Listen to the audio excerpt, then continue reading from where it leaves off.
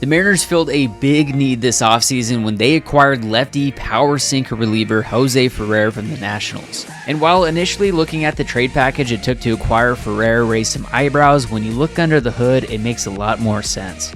Ferrer is a guy that we had identified going into this offseason. He was the #1 target for us in terms of bullpen. We love Jose Ferrer. We think he has a chance to be an impact bullpen arm for a long time. He's only 25 years old. He has an established profile the Mariners front office adores. With his ability to dominate the zone, he's just walking 4.9% of batters, which is in the 95th percentile in all of baseball. He limits hard contact with just a 4.8% barrel rate, and when contact is made, it's likely a ground ball. He's in the 99th percentile in ground ball rate, as he has a dominant 64.3% ground ball rate, which was second among MLB relievers in 2025 with a minimum of 75 plate appearances, behind only Joan Duran, which means Ferrer had the highest ground ball rate of any lefty reliever in baseball last season. MLB hitters top balls off of Ferrer at around a 44% rate, which is more than 11% higher than the league average. Hitters average a 0.8 degree launch angle off of him, which is the 8th lowest launch angle among MLB pitchers. And while that's likely due to his elite arsenal, Ferrer's sinker averages a 1.5 foot of arm side movement at 97.7 miles per hour, which makes for an incredibly uncomfortable at bat no matter if you're a lefty or a righty, although he does have more success against lefties.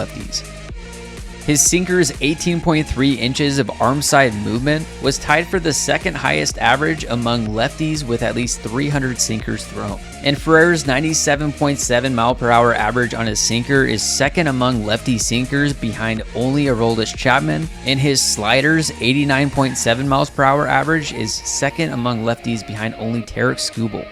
And if you're a lefty hitter, good luck hitting off of him. In 2025, lefties had a 186 average, just a 217 on base, and a 304 slug off of Ferrer, while righties have been his weak spot. He allowed a 323 batting average, a 380 on base, and a 422 slug in 2025 against righties, so certainly some room for improvement. And taking a look at his pitch usage overall, he hammers that sinker against lefties. His outpitch versus lefties is that slider, and then against righties, a little less usage of the sinker, a bit higher usage of the four-seam fastball, and his outpitch versus righties is that changeup. His pure stuff is legit, but it's the underlying stats that really gets me juiced. Let's talk xFIP. Expected fielding independent pitching essentially strips down pitching to the things that the pitcher actually controls. We're talking strikeouts, walks, and home runs allowed. This essentially removes all variables outside of what the pitcher can control. It takes out defense, takes out BABIP, and random home run variance. xFIP tells us how good a pitcher should be over time, not just what had already happened like with ERA. Now, why does xFIP matter for Jose Ferrer? Well, from July 1st onward in 2025, he was 10th among all MLB relief pitchers with a 2.47 xFIP, second among left-handed pitching relief pitchers. And after that July 1st date, he had the lowest xFIP versus left-handed hitters in all of MLB for pitchers with a minimum of 10 innings pitched with a 1.59 xFIP. So the Mariners just solved their Kerry Carpenter problem.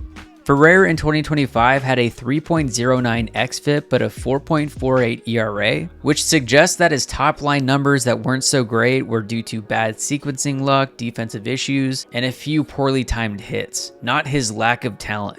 And the reason why his xFIP is pointing towards future success is due to that extreme ground ball rate of over 60%, and of course, ground balls don't become home runs. His elite walk rate, which had a 1.9 walks per 9 innings, would have been second in the Mariners bullpen behind only Gabe Speier. His relatively quiet strikeout rate of 8.6 strikeouts per 9 actually helps his case long term because he's not just looking to miss bats, but rather his strikeouts are coming from a weak contact setup, and it's not max effort chaos, which may lead to lack of command at times and volatility, because he's not trying to miss bats. He's saying, here's my 97-mile-an-hour sinker that moves 1.5 foot, good luck squaring it up. Jose also now has experience in the closer role after becoming the Washington Nationals closer after the trade deadline, after a few of their relievers were moved. So I do think we could see Ferrer out of the closer role at some point this season if the opportunity arises where there's a lefty-lefty matchup that makes sense. And after acquiring Ferrer, the Mariners will now head into 2026 with 2 of the top 8 left-handed relief pitchers in the game via xFIP, and Gabe Speier, who was 3rd, and Ferrer, who was 8th among lefties. If you're enjoying the video so far, make sure to hit that like button so this video gets in front of more Mariners fans to help share the journey of Jose Ferrer and what makes him unique. Make sure to subscribe to the Couch GM for more content like this. And if you're considering a home purchase or refinance in the next 6 to 12 months, I'm actually a full-time mortgage lender when I'm not making these sports videos, licensed in Washington, Oregon, California, Idaho, and Arizona. It's my goal to help as many sports fans and athletes get into the home of their dreams. So if you have any questions whatsoever, make sure to hit that link in the description below to reach out and connect. And with that, for you diehard Mariners fans, let's get into the journey of Jose Ferrer. Ferrer's baseball journey began back in 2017 when the Washington Nationals signed him as a 17-year-old international free agent out of the Dominican Republic. He would debut in the Dominican Summer League back in 2018 and steadily climbed the minor league ladder. By 2022, as a 22-year-old, Ferrer's talent was turning heads. He rocketed through 3 levels of the minor leagues, progressing from low A to high A to double A baseball with a combined 2.48 ERA and 11 saves over 65 and a third innings pitched. He even earned a spot in the prestigious All-Star Futures game, a sign that the Nationals saw him as a key part of their future bullpen. That offseason, the Nationals added Ferrer to their 40-man roster to protect him from the Rule 5 draft, underscoring how highly they regarded his potential. And it turns out the Nationals weren't alone in their fascination. The Mariners, interestingly enough, had their eye on Ferrer from afar as early as 2019. In fact, the Mariners tried to acquire him at the 2019 deadline when he was pitching in rookie ball. At the 2019 deadline, the Mariners sent 2 relievers to the Nationals in Hunter Strickland and Roenis Elias, although Ferrer would not be heading back to Seattle in one of these trades. The Nationals, as we know, would go on to win the World Series. By the spring of 2023, despite only having a handful of AA innings under his belt, Ferrer found himself in the big league spring training camp, competing for a bullpen job. The lefty was touching 97 with his four-seam fastball. He also had a changeup at the time and was working to reintroduce the slider. At 6'1", 230 pounds, the 23-year-old at the time was built for power pitching, and the Nationals hoped he could fill a much-needed left-handed relief role on their MLB roster. One of the defining moments in Ferrer's development came shortly before his MLB debut in 2023. Up to that point, Ferrer had no issues just utilizing a four-seam fastball throughout the minor leagues to go along with the changeup. However, coaches noticed that his four-seam fastball lacked movement, so AAA pitching coach at the time, Rafael Chavez, suggested that he try a sinker. Ferrer experimented with the new grip, playing catch over the coming weeks, and within 2 weeks, he had a brand new weapon. Ferrer stated when he started throwing it in games, he could visibly see the batter's discomfort, both righties and lefties, and for good reason. As I mentioned earlier, his sinker averages 97.7 miles per hour, has over 1.5 feet of horizontal break, and it drops late and hard, often resulting in hitters swinging over the ball completely or pounding it straight into the ground. In 2024, StatCast ranked Ferrer's sinker as the 7th most valuable sinker per pitch in MLB. In other words, on a pitch-for-pitch basis, very few sinkers in baseball were generating as much positive value. For Jose, 2024 was the year of the sinker, which turned into his primary pitch. However, heading into 2025, it was the Nationals' goal to have Jose's slider take the next leap.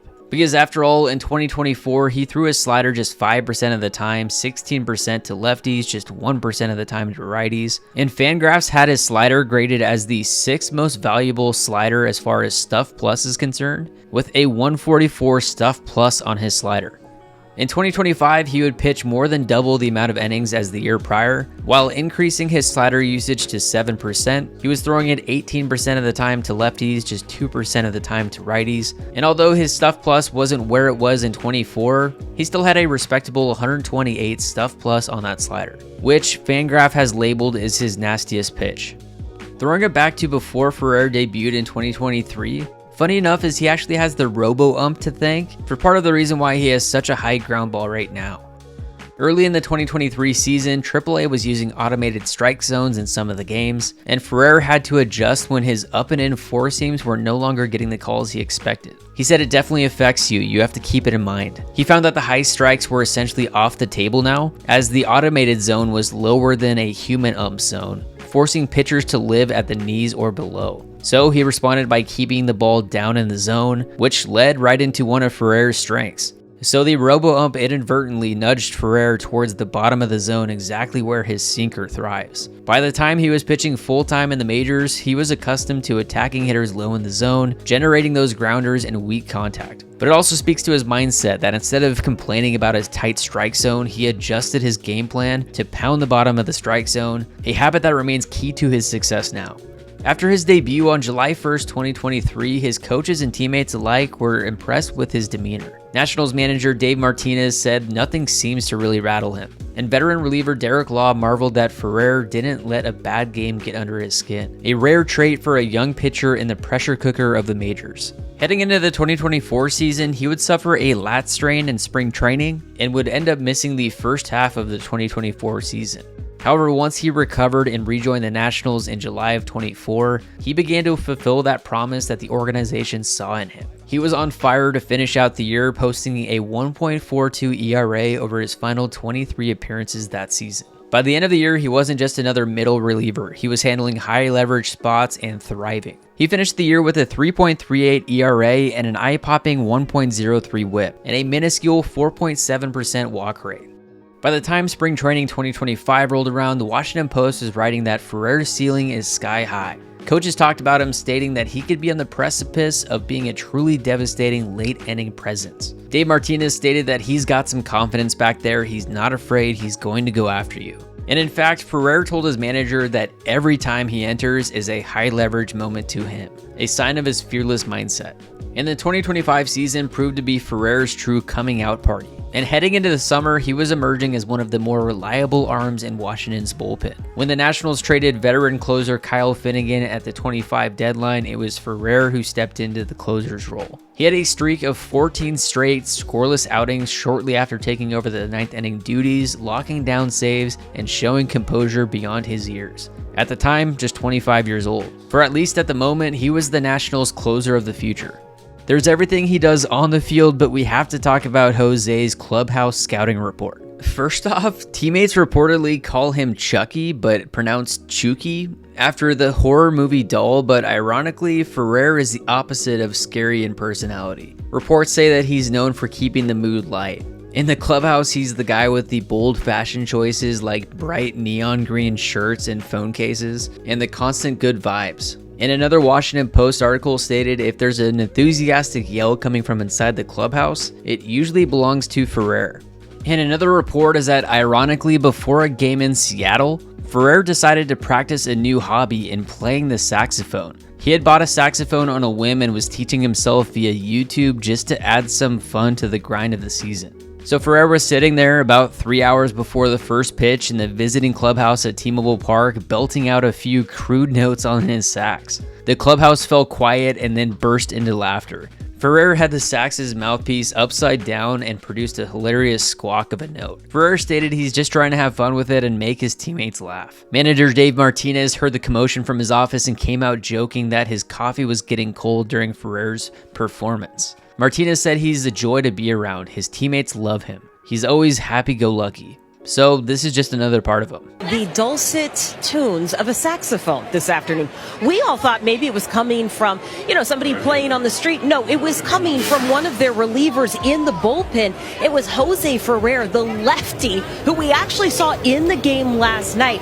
Turns out this is a brand new thing. He is teaching himself how to play saxophone by watching YouTube videos. Now this leads to Ferrer's new tenure with the Mariners. The Mariners trade a Ford for a Ferrari, and the Mariners add potentially one of the best lefty relievers in all of baseball to the back end of their bullpen. You see the underlying expected results he had with the Nationals, put him in that Seattle pitching lab, in the pitcher-friendly ballpark that is T-Mobile Park, and the Mariners may have just acquired their next Andres Munoz ceiling type of back-end guy. The average fan, including myself, had no clue who Jose Ferrer was before this trade. Same thing as with Andres Munoz back when the Mariners acquired him back in 2020. And now look where we are. Ferrer, under club control for the next 4 years, 1 more year in pre-arbitration, is a name you'll have to look for throughout spring training and this next season. Let me know your thoughts in the comments below on this trade for Jose Ferrer, his upside, your opinion on xFIP, and let me know if there's another player you think I should cover in a player profile. As always, thank you for watching. Make sure to like and subscribe to the Couch GM, and we'll see you in the next one.